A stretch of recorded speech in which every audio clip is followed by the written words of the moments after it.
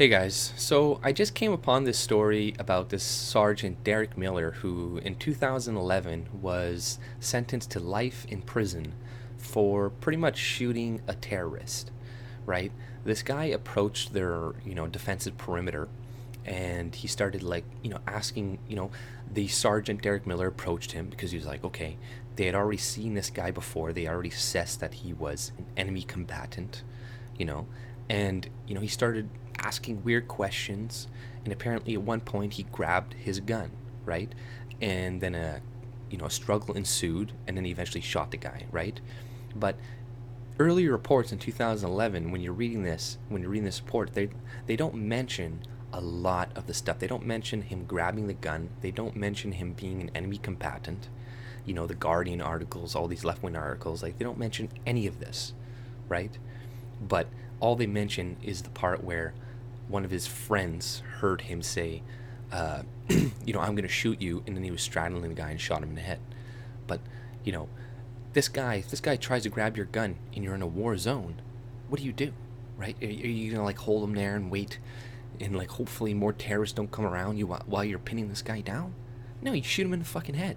Like, what kind of rules of war do you guys fucking have that you can't, kill the enemy, right? It's like, I understand there's protocol and stuff like that, but the way Americans are fighting wars right now, this is not the way to win them, right? This is not the way.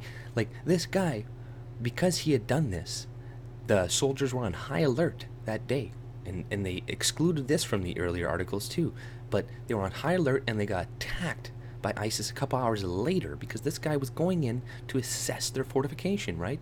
So they got attacked, and because they were on high alert, nobody died, and they were able to repel them.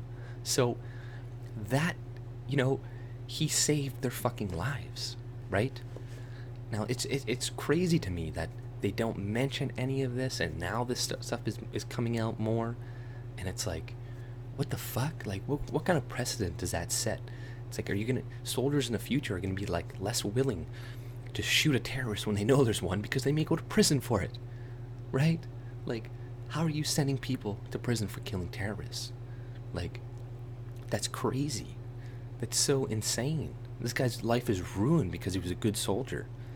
Now, I don't think America and other countries like France and England, all these places should be in these places to begin with, right? Like, these soldiers shouldn't be here to begin with. We shouldn't be fighting these wars.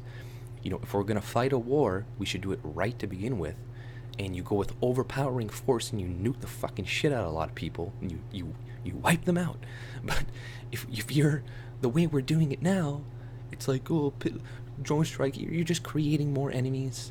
You're putting more lives at risk. You're just holding positions, taking oil. It's these wars in the Middle East are not helping us.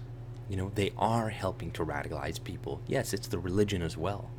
Obviously, that plays a big fucking role because, we've invaded many countries where people were not radicalized afterwards. But you can't take away the fact that, Bush fucked up Iraq and Afghanistan. Obama fucked up Libya and Syria and helped almost destabilize Egypt.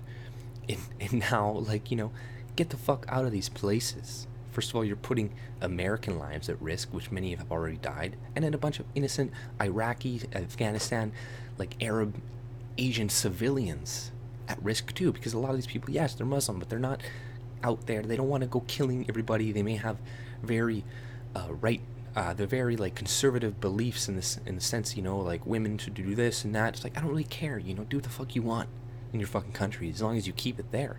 I don't give a shit what you do. If you want to treat people like this and that, you're go ahead. We shouldn't be in these places to begin with.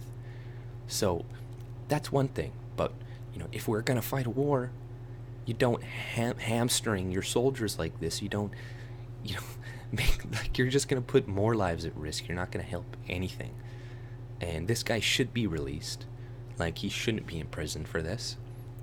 That sets a really bad precedent, I think. And he should be freed immediately because and made a hero. Why do we value the lives of terrorists, right? This guy was a fucking terrorist. He would have killed Americans, Canadians, Europeans, Westerners, other Muslims. He would have killed them. So these people deserve to die, right? Let's stop being fucking like, in Canada we won't even deport our fucking known terrorists. In London they won't even track them down. They'd rather spend more money combating hate speech online than actually tracking down the fucking terrorists in their own countries.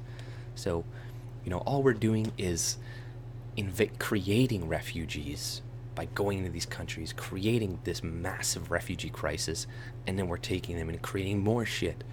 Get out of these countries to begin with. We won't have these massive refugee crises. Stop listening to your governments.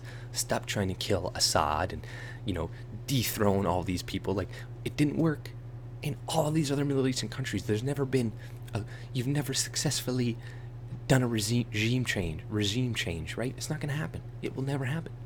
Stop it.